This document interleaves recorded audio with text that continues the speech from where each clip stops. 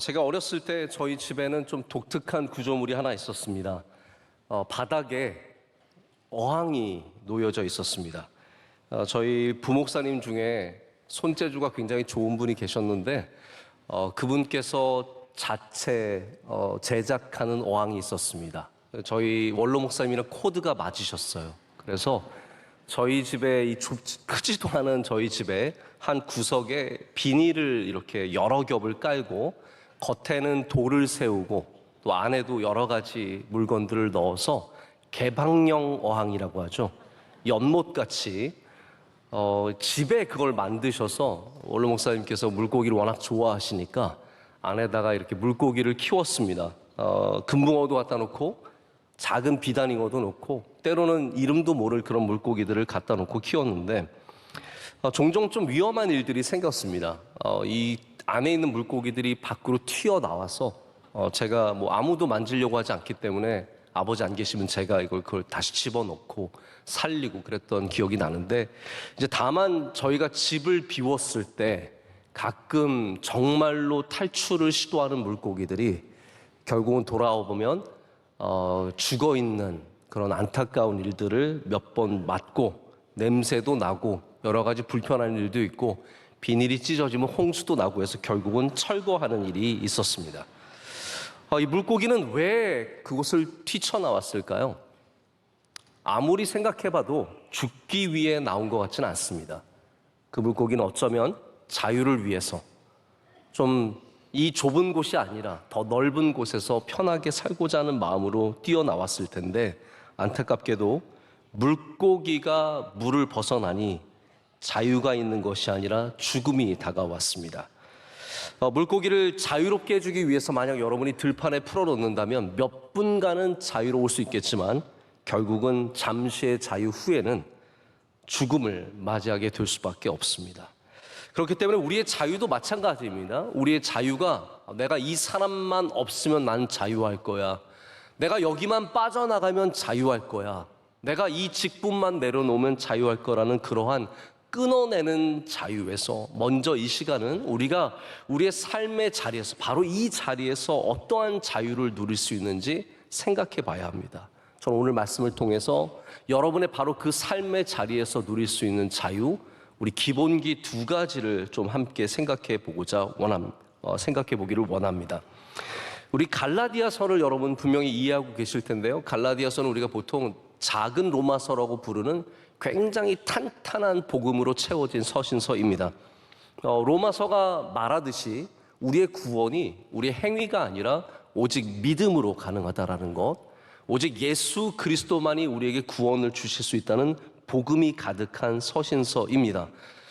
바울이 아마 갈라디아 교회를 세우면서 교인들에게 철저하게 복음의 교육을 행했던 것 같습니다.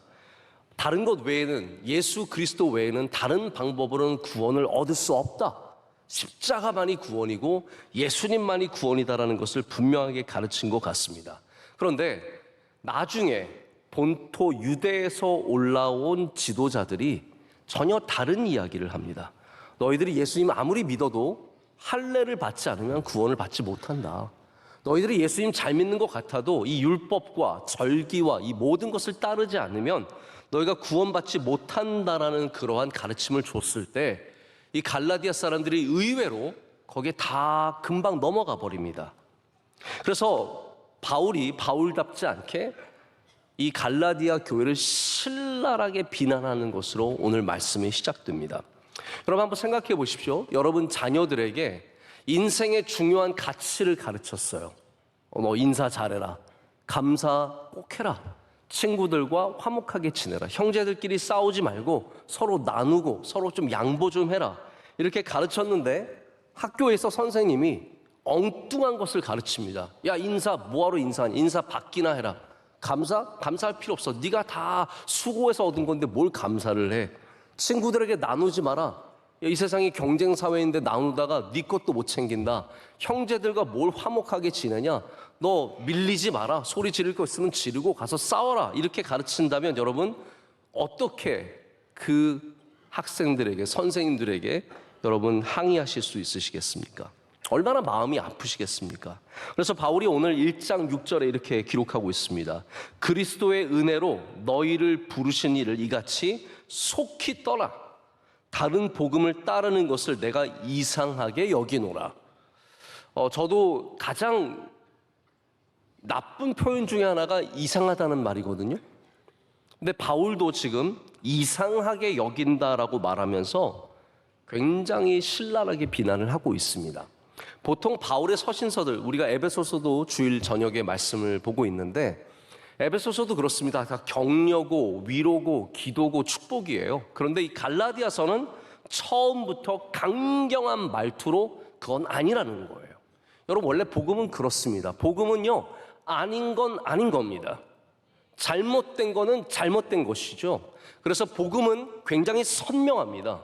복음은 분명합니다. 애매모호함이 없습니다. 적당한 것이 없습니다. 복음은 그래서 잘못된 것이 섞이면 더 이상 복음이 아닙니다. 그럼 우리가 식사할 때 된장찌개 좀 짜도 먹습니다. 좀 싱거워도 먹습니다. 김치찌개 김치가 몇 개 없어도 먹습니다. 돼지고기가 들어가도 먹고 안 들어가도 먹습니다. 밥도 약간 설익어도 먹고요, 좀 꼬들꼬들해도 먹습니다. 조금의 차이가 있어도 여전히 된장찌개고 여전히 밥입니다. 하지만 복음은 그렇지 않습니다. 복음은 예수 그리스도 외에 다른 게 들어가면 복음이 아닙니다. 뭐 예수님 믿는데 11조 안 하면 구원 못 받습니다. 그건 복음이 아닙니다. 예수님 믿는데 조금 뭐 잘못하고 이런 거 더하고 빼고 이렇게 되면 그건 절대로 복음이 아니라 오늘 말씀에 나오는 것처럼 교란하는 것이고, 그것은 속이는 것이고, 그런 것을 전하는 사람은 저주를 받아야 된다고 강경하게 말하고 있습니다.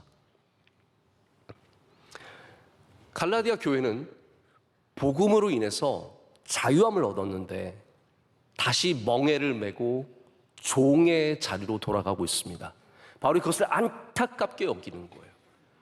저는 오늘 여러분에게 이 말씀을 전하면서 복음으로 하나님의 자녀가 되어서 자유한 삶을 사시길 축복합니다. 세상에 매이지 마시고 다시 종의 자리로 돌아가지 마시고 자유한 삶을 위해서 다시 복음을 굳게 붙잡으시고, 제가 지금부터 말씀드리는 두 가지 기본기를 분명히 더하시기를 바랍니다. 첫 번째는 다시 강조하지만 단단한 복음의 기본기가 있어야 합니다. 한번 따라해 보겠습니다. 복음의 기본기. 자, 여러분에게는 복음의 기본기가 있으십니까? 복음은 우리를 자유하게 하는데 예수님께서는 이 말씀을 여러 번 복음서에서 강조하셨습니다. 그래서 예수 그리스도, 복음과는 항상 자유, 쉼이 연관되어 있습니다. 대표적으로 제가 두 가지 말씀을 읽어보겠습니다. 첫 번째는 마태복음 11장의 말씀인데 여러분이 굉장히 잘 아시는 말씀입니다. 이렇게 말씀하셨어요. 수고하고 무거운 짐진 자들아 다 내게로 오라. 내가 너희를 쉬게 하리라. 나는 마음이 온유하고 겸손하니 나의 멍에를 메고 내게 배우라. 그리하면 너희 마음이 쉼을 얻으리니 이는 내 멍에는 쉽고 내 짐은 가벼움이니라. 아멘. 이게 예수님의 말씀이에요. 어쩌면 우리가 예수님을 믿는 것은 여전히 멍에를 매는 것입니다. 여전히 예수님 믿기 때문에 힘든 일들도 있고 해야 될 일들도 많습니다. 그러나 분명한 것은 뭐냐면 예수님이 주시는 단단한 그 멍에는 우리를 오히려 더 자유롭게 합니다. 우리에게 쉼을 준다는 것이죠. 두 번째는 요한복음의 말씀입니다. 예수님께서 이렇게 말씀하셨습니다. 그러므로 예수께서 자기를 믿은 유대인들에게 이르시되 너희가 내 말에 거하면 참으로 내 제자가 되고 진리를 알지니 진리가 너희를 자유롭게 하리라. 예수님이 진리이십니다. 예수님의 말씀이 진리입니다.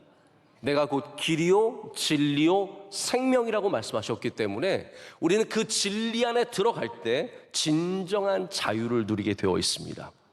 그래서 이 갈라디아서는 복음이 명확하게 제시되고 있습니다. 예수 그리스도 외에는 구원이 없다는 거죠. 우리의 행위와 우리의 능력과 우리의 공로로 되는 것이 아니라 오직 예수 그리스도를 믿는 그 복음 안에서, 그 진리 안에서 그 멍에를 맬 때 참된 구원을 얻게 된다고 말하고 있습니다.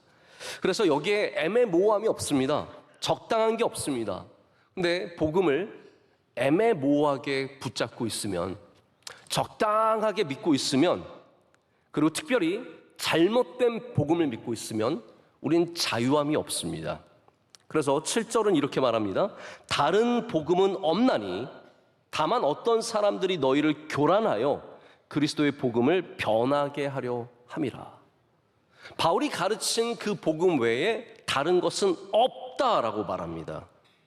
여러분, 그래서 누군가가 여러분을 자꾸 속이고, 야, 지금 그거 믿는 거 아니야, 성경 봐, 이렇게 말하고 있어, 뭐 이거 공부 좀 해볼까, 이러면 단호하게 잘라내셔야 합니다.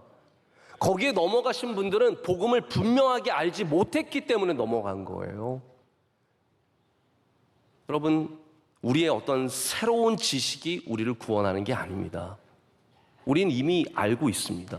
예수 그리스도만이 길이요 진리요 생명이십니다.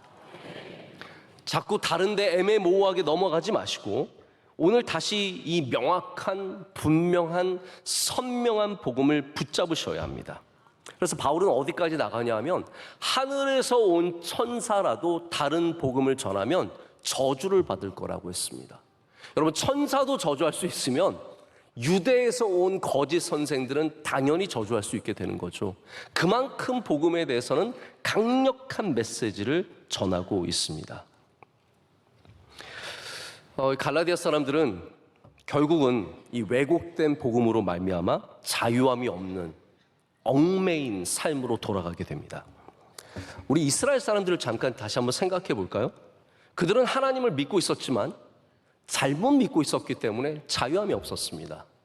이런 일들이 생깁니다. 잘못 믿으면 자유함이 없습니다. 왜냐하면 잘못된 신앙이 그들에게 하나님을 바라보지 않고 잘못된 것을 바라보게 했기 때문입니다. 그들은 늘 하는 얘기가 그런 거였어요. 누가 먼저 앉을 것인가. 여러분, 교회가 잘못된 방향으로 가면, 복음이 사라지면 이런 거밖에 안 남습니다. 누가 먼저 왔는가, 누가 어느 자리에 앉아야 하는가, 누가 더 중요한 사람인가, 이런 얘기가 지배하고 있으면 그 교회는 이미 복음에서 변질되어 가고 있는 겁니다. 여러분, 우리 명성교회 평생 예수 그리스도 안에 뿌리 내린 복음의 교회가 되기를 간절히 소망합니다. 그래서 바리새인들이 모이면 항상 그런 얘기인 거예요. 안식일 날 몇 걸음을 걸어야 하느냐, 몇 걸음 이후부터는 그다음부터는 죄인이 되는 거예요. 여러분, 그런 게 어디 있습니까? 하나님께서 언제 그런 걸 말씀하셨습니까? 복음이 변질되면 이런 식으로 나가게 되는 겁니다. 그래서 예수님께서 이 땅에 오셨을 때 예수님이 일부러 안식일 날 사람을 고치셨어요. 예수님도 성격이 약간 좀 독특한 부분이 있어요. 생각해 보세요. 바리새인들이 그렇게 싫어하는데 예수님은 굳이 주일날, 안식일 날 사람을 자꾸 고치시는 거예요. 처음에 손 마른 사람 고치고 나서 난리가 났습니다. 안식일이 그래도 됩니까?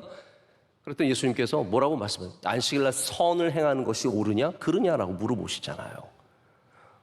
내 아버지께서 지금도 일하시니 나도 일한다고 말씀하십니다. 할렐루야. 그래서 요한복음을 보면 예수님께서 사람을 고치시는 일들이 대부분 안식일 날 이루어져요. 맹인도 안식일 날 고치시고 38년 된 병자도 안식일 날 고치시고, 그래서 바리새인들이 예수님을 죽이기로 작정한 것이 바로 이런 일들을 통해서입니다. 안 그래도 밉상인데 자꾸 안식일 날 그들이 그렇게 뭐라고 하는데도 사람을 고치고 자꾸 성질을 건드리니까 바리새인들이 안 되겠다, 쟤는 죽여야겠다라가 돼 버리는 겁니다. 근데 여러분, 예수님은 분명하셨습니다. 너희 그거 잘못된 신앙이라는 거예요. 하나님 앞에서 그런 건 중요하지 않다라는 겁니다. 정말 하나님 바라보는 신앙을 가지면 자유합니다. 여러분, 안식일은 기쁜 날입니다. 주님의 날은 우리 하나님을 즐거워하며 기뻐하며 감사하는 날인데, 모든 것들이 잘못되어 버리면 이렇게 우리를 누르고 억누르고 수많아 쉴 수 없는 그러한 아주 답답한 곳으로 만들어 버립니다. 저는 기독교를 이렇게 정의해 버리는 것이 굉장히 안타깝습니다. 세상에 나가서 우리가 복음을 전할 때 예수 그리스도를 전해야 되는데 자꾸 사람들은 어떻게 몰아갑니까? 다른 쪽으로 몰아가요. 술 마셔도 돼요? 안 돼요? 이런 걸로 얘기를 합니다. 내가 아는 뭐 장로님은 큰 교회 장로님인데 술만 엄청 잘 드시던데? 여러분, 그렇게 얘기를 다른 쪽으로 끌고 가면 여러분 그걸 빨리 끊으셔야 합니다. 거기에 대해서 뭐 왈가불가 할 거 없습니다. 우리는 다시 예수님 얘기를 해야 돼요. 예수님 우리를 사랑하신다는 것을, 예수님 우리를 구원하신다는 것을 얘기를 해야 복음으로 끌고 와야지 자꾸 거기에 끌려다니시면 안 됩니다. 여러분 사실 뭐 교회가 술 안 마시는 사람들의 모임입니까? 여기가 진짜 그렇습니까? 여러분 정말 그렇습니까? 어젯밤에 한잔하고 오신 분들이 얼마나 많은데요.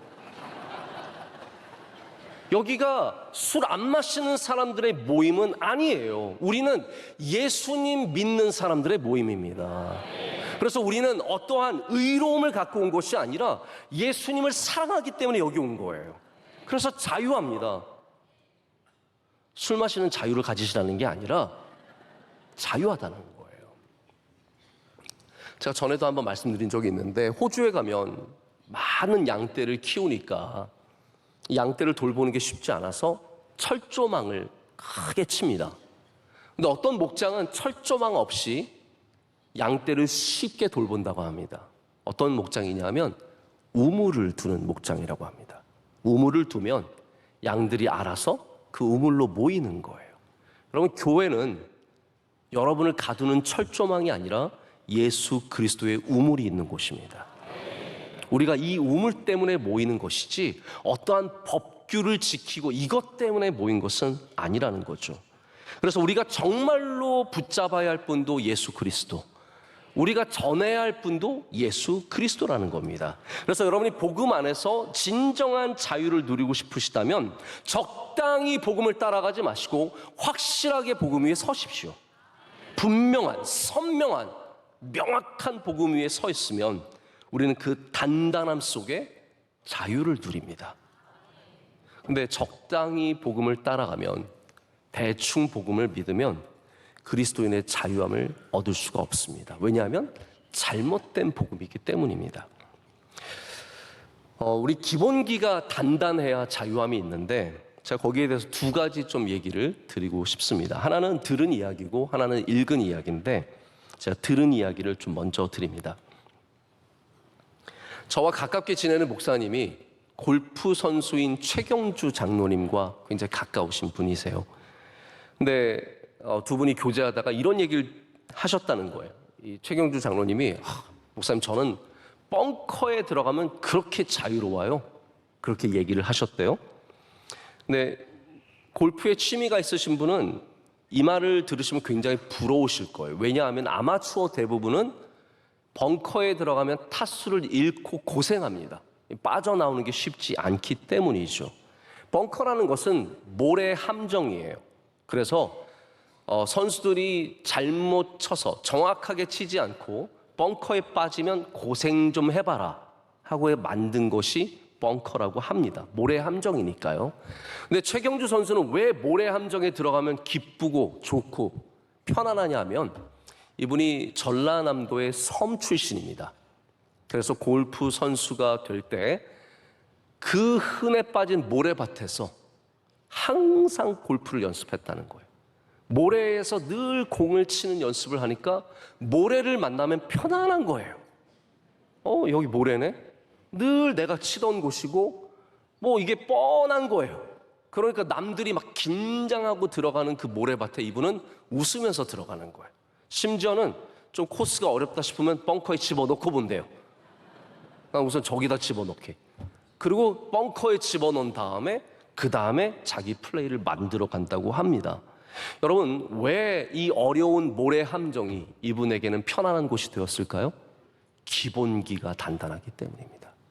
그 안에서 많은 연습을 하고 수고를 하니까 거기가 편안한 거예요. 여러분 믿음의 훈련을 많이 받으면 교회가 편안합니다. 교회 와서 좋습니다. 예배를 드릴 때 편안합니다. 기본기와 깊은 관계가 있습니다. 여러분이 복음의 단단한 믿음은 그 위에 서 있으면 우리 하나님 안에서 주시는 자유가 얼마나 편안한지 모릅니다.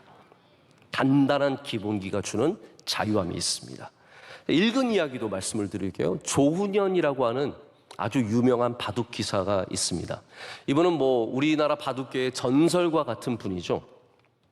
이분은 어려서부터 바둑을 떴는데 워낙 머리가 좋고 수가 좋으니까 어른들도 다 이기는 거예요.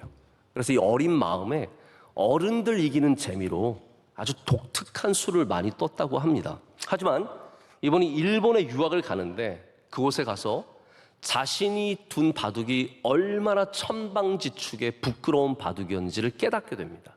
왜냐하면 기본기는 없고 머리로만 둔 거예요. 이 뛰어난 머리로 갖가지 수를 두고 사람들을 놀리고 괴롭히는 재미가 있었는데, 일본에서 정석을 똑바로 배운, 정석으로 똘똘 뭉쳐있는 이 일본 기사들과 바둑을 두면서 완전히 처절하게 진 겁니다. 그러면서 이분이 깨달은 것이 내가 정석을 제대로 해야겠다라고 해서 다시 바둑을 배우기 시작하고, 그 다음에야 그 정석 위에 새로운 자유함을 얻게 되니까 완전히 모든 사람들을 압도하는 기사가 될 수 있었다고 합니다. 여러분, 맞습니다. 우리가 복음의 정석을 단단하게 다져야 자유로움을 가질 수 있는데, 이것 없이 자유로움만 가지려고 하니까 방종하게 되고 실수하게 되는 삶이 나오는 겁니다.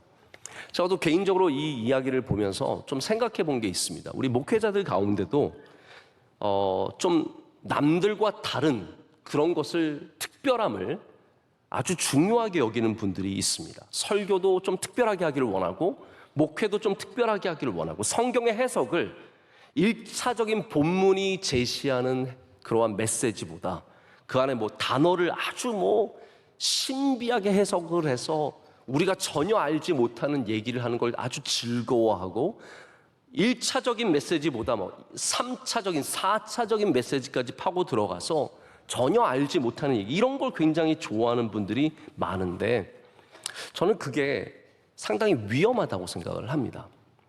제가 신학교 다닐 때도 저희 학교에서 설교 대회 같은 게 있었습니다. 저는 설교 대회라는 것 자체가 좀 문제가 있는 것 같아요.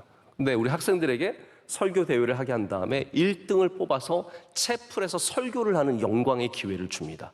저는 설교 대회가 끝나고 나서 1등 하셔서 올라오신 전도사님의 설교를 잊을 수가 없습니다. 명설교여서가 아니라 너무 놀라운 설교였기 때문에. 이분이 올라오시자마자, 채플은 늘 분위기가 지금 3부 예배와 비슷해요. 조용하고 별로 반응도 그렇게 없고,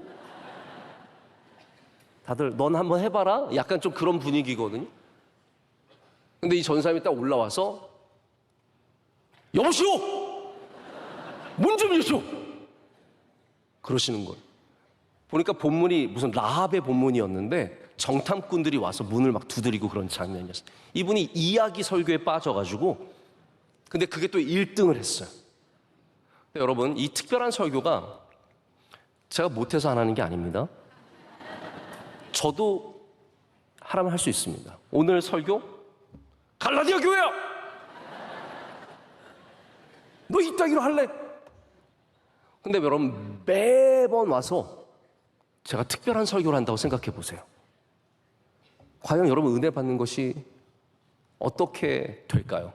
쉽지 않을 거라고 생각합니다. 여러분, 오늘 혹시 특별한 설교를 들으러 오셨습니까? 오늘 특별한 목사를 만나러 오셨습니까? 오늘 우리가 이곳에 온 곳은 특별한 설교, 특별한 메시지, 특별한 목사가 아니라 우리는 복음을 듣기 위해 왔고, 예수님을 위해 만나기 위해 왔고, 복음 위에 서기 위해 왔습니다. 그렇기 때문에 너무 특별한 것을 사모하지 마시고 복음을 사모하시길 축복합니다. 그 믿음이 오래 갑니다. 그 믿음이 단단합니다. 기본기의 단단함이라는 것이 우리 삶에 얼마나 중요한 바탕인지 모릅니다. 아무 쌓은 것 없이 자유함만 누리는 사람들은 잘못된 길로 많이 빠져나갑니다. 다시 한번 여러분들이 예수 그리스도의 복음 위에 단단히 서시기를 축복합니다. 두 번째는 단단한 시선의 기본기입니다. 다시 한번 따라해 보겠습니다. 시선의 기본기. 우리 10절의 말씀이 어떠한 자유함이 우리에게 필요한지를 보여주는 굉장히 중요한 말씀입니다. 이 말씀은 우리 성경 안에서도 굉장히 중요한 자리를 차지하고 있고요. 그리고 여러분들이 자유함을 갖기 위해서 반드시 가져야 하는 기본기 중에 하나입니다. 그것은 뭐냐 하면 하나님을 바라보는 시선을 가지라입니다. 사람을 너무 보지 마시고 사람의 말과 사람의 시선들을 너무 의식하지 마시고 거기에 붙잡혀서 옴싹달싹 못하는 답답한 삶을 살지 마시고 우리 하나님을 바라보시면서 자유한 삶을 사셔야 합니다. 그래서 성경 안에는 이와 비슷한 맥락의 말씀들이 많이 나옵니다. 제가 몇 가지만 좀 여러분께 보여드리기 위해서 말씀을 준비했습니다. 한번 함께 보실까요? 데살로니가 전서 2장 4절의 말씀입니다. 제가 읽어드립니다.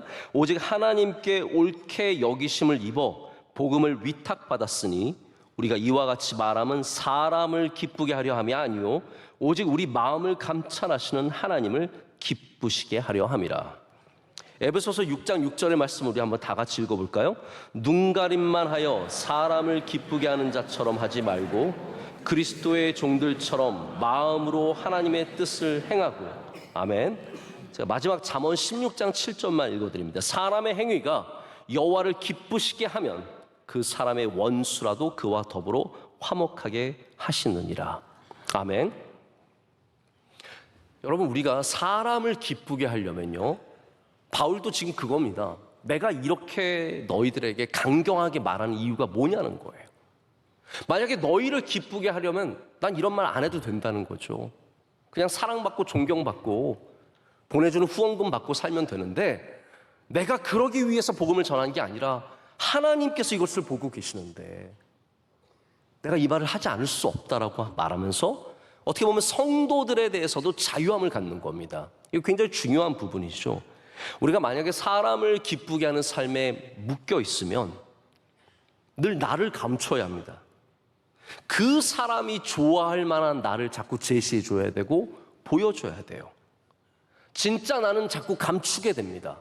그래서 우리 어린 아이들 중에서도 부모님께 자기의 모습을 감추고 그냥 부모님이 좋아하는 모습만 보여주는 아이들은 나중에 반드시 어려운 시간들이 닥쳐옵니다. 왜냐하면 자기의 정체성이 있는데 이걸 감추고 살아야 되니까 그렇죠.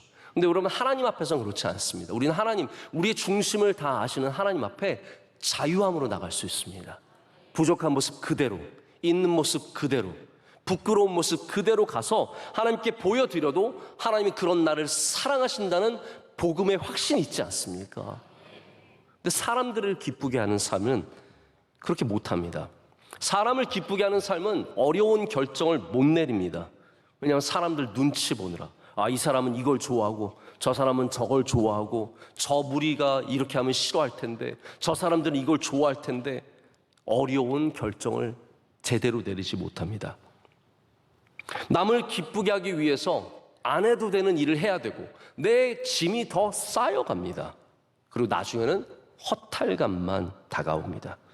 중요한 결정을 못 내리고 회피합니다. 이거 미뤄야 돼요. 왜냐하면 사람들 눈치 보느라 결정을 못하니까 자꾸 일이 미루어집니다. 이게 모두가 사람들의 시선에 묶여있는 자유함이 없는 삶을 보여주고 있습니다. 근데 여러분, 단단한 시선을 가지려면, 우리가 하나님을 향한 단단한 시선을 가지려면 우리의 귀부터 건강해지셔야 합니다. 황현산이라고 하는 교수님이 계신데 그분이 쓰신 밤이 선생이라는 책이 있습니다. 여기에 굉장히 재밌는 얘기가 하나 나와요. 소설가 한창훈 씨가 들려주는 이야기가 나오는데 이런 이야기입니다. 참 못된 걸로 여러 마을에 소문이 난 시어머니 한 분이 계셨습니다. 못된 분은 꼭 시어머니예요. 근데 그 밑에서 실제로 있었던 이야기 같습니다. 시집살이를 했던 며느리의 이야기가 있습니다. 이 고달픈 시집살이에서 며느리가 제일 힘들었던 게 뭐냐 하면 어머니의 앞뒤가 맞지 않는 꾸중이에요. 이렇게 말해놓고 저렇게 혼내고 저렇게 하라고 하면 또 혼내는 앞뒤가 맞지 않는 꾸중이었습니다. 방이 따뜻하면 땔감 낭비한다고 뭐라고 하고 조금 쌀쌀하면 게으르다고 뭐라고 합니다. 벼락같이 화를 내. 아침에 장에 심부름을 보내놓고 장에 다녀오면 너 날씨 선선할 때 콩밭 안 베고 뭐 했냐? 라고 닥달하는. 그래서 며느리, 여러분 아시죠? 이런 상사, 이런 윗사람 있으면 밑에 사람은 억울해 죽습니다. 정말 시켜놓고 하면 뭐라 그러고, 저도 가끔씩 막 뭐라 그러는데 그거 누가 시켰어요? 목사님이 하라고 했는데요. 이러면 정말 쥐구멍에 들어가고 싶은 마음이 생기죠. 근데 이 며느리가 시어머니랑 맞대거리를 할 수도 없고 이치를 따질 수도 없는 처지라서 참고 견디는 것만이 아니라 노래를 불렀다고 합니다. 늘 아궁이에서 부직갱이로 부엌 바닥을 때리면서 노래를 부르는 겁니다. 빨리 죽어라, 빨리 죽어라, 언제 죽냐, 빨리 죽어라, 이런 노래를 불렀다고 합니다. 근데 누가 이 노래를 지나가다 듣고 시어머니한테 고자질을 한 거예요. 당신 며느리가 죽어라 죽어라 노래를 부르고 있다. 그랬더니 이 시어머니가 놀라운 말을 합니다. 나도 그 노래 들었어. 근데 노래로는 무슨 말을 못해. 노래가 그렇다는데 그걸 갖고 뭐라 그러겠어 라고 하면서 넘어갔대요. 참 희한한 시어머니입니다. 못되기도 못됐지만 또 듣고 넘겨줄 줄 아는 지혜가 있는 시어머니였습니다. 여러분, 사울이 뭐에 넘어졌는지 기억하십니까? 노래에 무너졌습니다. 사람들이 다윗은 천천히요, 아니 사울은 천천히요, 다윗은 만만이라고 하는 그 노래가 들려왔을 때 그것을 사로잡혀가지고 감당할 수 없어서 결국은 거기에 무너집니다. 마음이 그 노래의 노예가 되어버렸고 그 다음부터는 다윗을 쫓아다니느라 인생을 허비하게 됩니다. 여러분, 그렇습니다. 사람들의 말이 이렇게 무서운 겁니다. 여러분의 귀가 건강하셔야 시선도 건강해집니다. 사람들의 시선을 너무 의식하는 사회를 우리는 살아가고 있습니다. 한국 사회가 그렇습니다. 옷을 입어도, 화장을 해도, 머리를 하나 해도 모두가 사람들의 시선을 의식하느라 눌려 있습니다. 제가 미국에서 살 때는 미국 사람들의 장점 중에 하나가 사람들의 시선을 그렇게 많이 의식하지 않는다는 거예요. 제가 아이스크림 가게가 저희 집 앞에 있어서 종종 갔었는데 콜드스톤이라고 하는 이렇게 차가운 돌 위에 아이스크림을 올려놓고 요리해서 주는 가게였습니다. 저희 아내와 함께 가면은 이런저런 걸 주문하면은 거기서 젊은 아이들이, 아르바이트하는 아이들이 열심히 만들어서 줍니다. 하루는 이렇게 제 앞에서 열심히 만들었고 저에게 건네주는데 그제서야 그 아이스크림을 만든 자매가 장애가 있다는 것을 제가 깨닫게 되었습니다. 한쪽 팔이 짧고 거기에 작은 손이 붙어 있었습니다. 근데 제가 그거를 아이스크림을 만들 때도 모르고 있었어요. 건네줄 때야 팔이 짧아서 그것을 알 수 있었습니다. 여러분, 만약에 한쪽 팔이 짧으면 건강한 팔로 건네줄 텐데 이 자매는 그런 게 없어요. 짧은 팔로 건네주면서 Here's your ice cream, 웃으면서, 밝게 웃으면서 저에게 건네줍니다. 그러니까 제가 그 자매가 워낙 표정을 밝게 하고 있으니까 도대체 뭐가 문제가 있는지 전혀 인식하지 못한 겁니다. 이 자매는 누가 나를 어떻게 볼지에 대해서 그렇게 의식하지 않아요. 근데 한국 사람들은요, 얼굴에 뾰루지만 나도 의식합니다. 여러분, 얼굴에 뭐 하셨습니까? 뭐 점 빼고 뭐 하셨습니까? 웃고 다니세요. 그러면 사람들은 거기에 뭐가 빼서 뭐가 붙어 있는지도 잘 모릅니다. 근데 우리는 뭐 하나만 나도, 여자분들은 화장이 쉽지 않습니다. 이게 눈썹도 똑같이 그리는 게 쉽지 않거든요. 양쪽이. 다른 분들이 의외로 많습니다. 그거 남 의식하느라 한 번 실수하고 나오면 계속 이러고 계시지 마시고요. 그냥 웃으세요. 그러면 남의 시선이 그렇게 무서운 게 아닙니다. 집안에 조금만 어려운 일이 있어도, 자녀에게 조금만 어려운 일이 있어도, 내 삶에 조금 부끄러움만 있어도 우리는 다 숨어 다니고 남에게 안 보이려고 하고 눌려서 얽매여서 살아가게 됩니다. 그러나 우리가 하나님을 바라보면 자유할 수 있습니다. 사람을 기쁘게 하려고 사는 게 아닙니다.